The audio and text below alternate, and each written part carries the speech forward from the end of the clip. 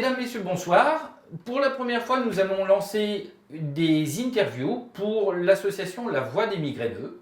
Pour la page Facebook et le site internet de La Voix des Migraineux, nous allons réaliser différents entretiens avec des responsables, avec des migraineux, avec des spécialistes. Le but étant de pouvoir vous faire connaître plus en détail cette association. Et quoi de mieux pour commencer cette présentation qu'un entretien avec la présidente Sabine Debrémaquer qui va nous expliquer comment fonctionne cette association, depuis combien de temps. Donc en quelques questions, vous allez pouvoir découvrir tout ça. Bonjour Sabine, comment allez-vous ? Bonjour, ça va pas trop mal.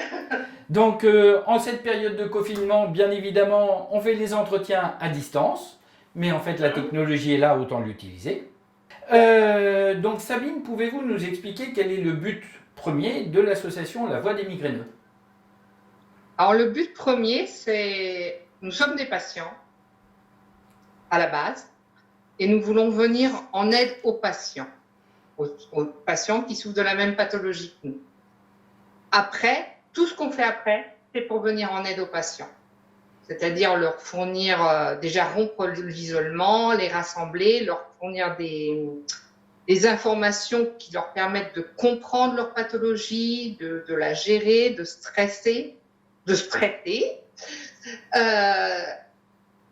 Et pour justement qu'ils soient mieux traités, qu'ils soient mieux insérés dans la société, on a aussi un axe de sensibilisation auprès du grand public, auprès des professionnels et tout ça. On intervient aussi pour les traitements. Ça vient après la sensibilisation parce que pour faire comprendre qu'on a besoin de traitement, il faut sensibiliser le grand public et tous les acteurs. Et on commence un tout petit peu à s'immiscer dans la recherche, à donner notre avis sur des pistes de recherche. D'accord. Cette association existe depuis combien de temps maintenant ? Depuis le 23 septembre 2018, donc on a un peu plus de 18 mois. D'accord. Il y a combien de membres actuellement ? Alors, dans le bureau, il y a 8 membres. Les adhérents doivent être pas loin de 140. Et sur la page Facebook, on est 2700 abonnés. Oui, parce que les migraineux sont nombreux.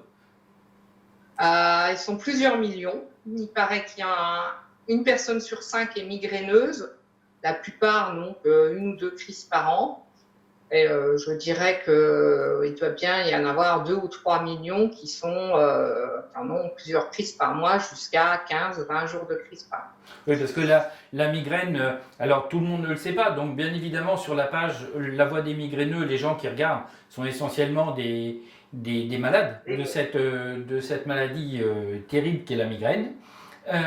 Donc les gens sont un petit peu informés, mais il y a quand même beaucoup de gens qui ne savent pas ce que c'est que la migraine et qui considèrent que c'est un gros mal de tête. Voilà. Après, nous avons des retours d'abonnés sur la page Facebook qui disent avoir ou partagé nos publications ou invité de la famille. Et certains nous disent que finalement, ça les a beaucoup aidés à faire comprendre ce qui se passait. Parce qu'effectivement, les gens ne voient pas, parce qu'on est souvent dans le noir, dans la chambre, on passe un peu comme tir au flanc. C'est pas que mal à la tête. C'est un malaise complet, on ne peut pas bouger, on est dans le noir, on ne tient pas debout, le moindre mouvement est insupportable. On est très fatigué avant, très fatigué après. Ça, c'est pour les migraines simples, puisque les migraines avec aura, il y a plein de symptômes neurologiques, donc des troubles visuels, des troubles de la parole. Ça peut être très impressionnant et aller jusqu'à ressembler à un AVC. Oui, effectivement, c'est quelque chose de particulier. Et donc, en plus de ces douleurs, de cette souffrance que subissent les migraineux, donc il y a aussi cette incompréhension d'un certain nombre de personnes, y compris des médecins. Voilà, quelquefois c'est très difficile, c'est d'autant plus difficile que quand ils sont en crise, les migraineux ne peuvent pas sortir, c'est compliqué. Donc quand ils arrivent chez le médecin épuisés en disant bon voilà, j'ai pas pu aller au travail aujourd'hui parce que sinon j'allais me faire un accident, rentrer dans le fauteuil parce que je voyais pas clair et tout. Oui, mais vous avez l'air d'aller mieux aujourd'hui, là, vous êtes juste un peu fatigué. Ils se rendent pas compte, quoi. Quand ils ne sont pas confrontés à ça, les médecins, ils ont leur définition de la migraine avec tel symptôme, mais le vivre, c'est autre chose, quoi. Et je crois qu'il n'y a que les migraineux qui peuvent le vivre, mais on peut en parler tout de suite. Nous avons fait une expo à partir de dessins d'abonnés au congrès de neurologie, et les migraineux ont dessiné leur migraine. Oui, pour essayer d'illustrer en images, en dessin, ce qu'on ressent à l'intérieur. Voilà. Ce feu, cette pression, le feu, la déchirure qui se passe à l'intérieur, ce qu'on ressent à l'intérieur, il n'y a pas de mots en fait. Voilà, et donc cette exposition a eu lieu au congrès de neurologie à Paris, donc des milliers de neurologues l'ont vu, de loin, de près, etc. Et on a des retours. Bon, c'était en plein milieu des grèves, donc ils n'ont pas pu tous venir, mais certains étaient très impressionnés. Ils ne se doutaient pas à quel point ça pouvait être douloureux. Pour eux, la douleur, c'est difficile à partager, quoi. Il y a d'autres maladies qui passent pour des maladies les plus douloureuses qui existent. Et dans l'imaginaire public, la migraine, c'est un bobo, quoi. Alors qu'il faut se rappeler que la migraine, c'est la première maladie la plus invalidante au monde pour les personnes de 18 à 50 ans. C'est reconnu officiellement par l'OMS, pas par les médecins. Oui, pas par les médecins. Le grand public. Donc votre association a pour but donc de faire savoir cette difficulté et de la partager au plus grand nombre pour pouvoir faire accepter ce qui peut être nécessaire pour le bien-être des migraineux. Voilà, les difficultés dans le travail, dans la vie sociale, ça impacte beaucoup. C'est toute cette partie-là aussi qui fait que c'est compliqué. Oui, parce que la maladie n'est pas encore reconnue comme un handicap, même un handicap temporaire, aléatoire, qui peut se produire un jour oui et 200 jours non, mais pour l'instant, ce n'est pas encore reconnu comme ça. Donc, il y a encore du travail à faire. Alors, dans votre action, est-ce que vous avez des partenaires? Des partenaires laboratoires, des partenaires médecins, etc. Comment ça se passe? Alors, nous avons différents types de partenaires. Nous sommes membres de l'Alliance européenne pour les migraines et maux de tête. En gros, c'est un rassemblement de toutes les associations européennes concernées par les maux de tête. Donc, au niveau européen, on fait partie de ça. On est partenaire aussi de Migraine Québec, qui est une association francophone pour la migraine qui est bien plus ancienne que nous. Nous sommes partenaires de Compare. Compare, c'est une organisation qui fait des recherches où on peut en répondant à des questionnaires de chez soi, participer à la recherche. Donc, on peut aussi nous proposer des pistes de recherche, etc. Nous sommes partenaires aussi d'une société qui conçoit une application pour la migraine qui s'appelle APO, qui est conçue par une patiente et son neurologue. Voilà. Et par ailleurs, nous sommes aussi membres du SFMEC, qui est la société savante des spécialistes des maux de tête. Alors ça aussi, c'est un gros problème. Il n'y a pas suffisamment de spécialistes en France.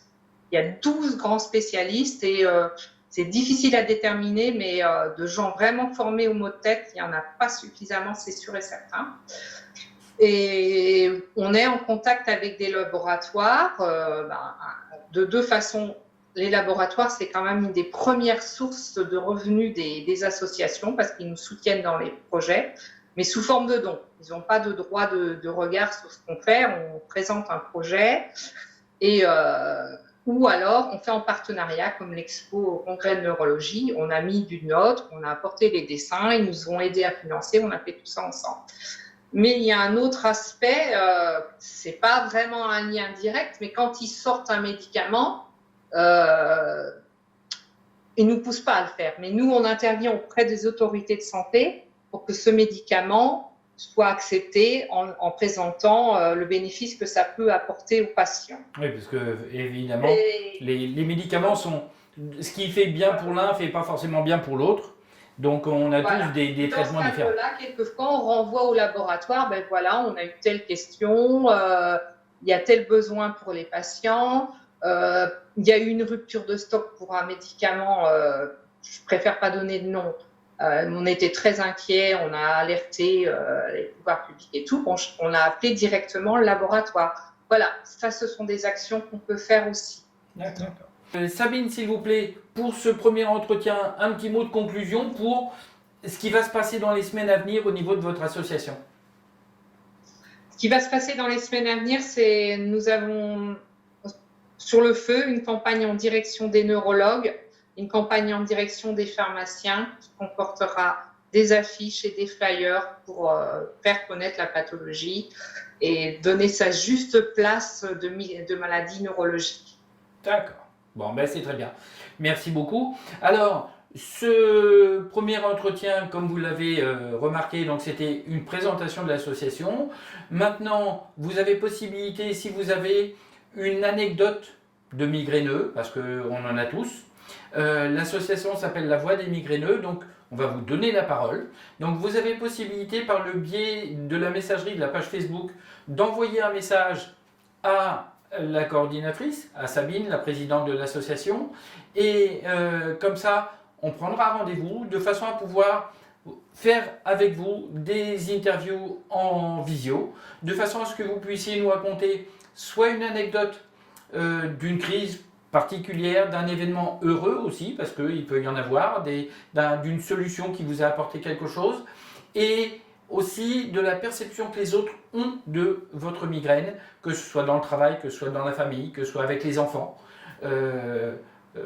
Je vais vous en faire une. Moi, ma fille, un jour, avait 7 ans, elle était à l'école, et la maîtresse lui a demandé de faire un petit dessin de son week-end, qu'est-ce qu'elle avait fait dans le week-end. Ma fille a dessiné, et la maîtresse regarde et dit, c'est quoi? Elle dit, bah ça c'est papa, il a pris ses médicaments, il dort.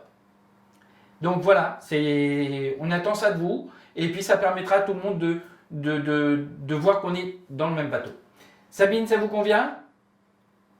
Oui, on aurait pu m'être contacté par le site aussi, parce que tout le monde n'est pas sur Facebook. Eh ben, je vais mettre le nom du site en dessous, il n'y a pas de problème.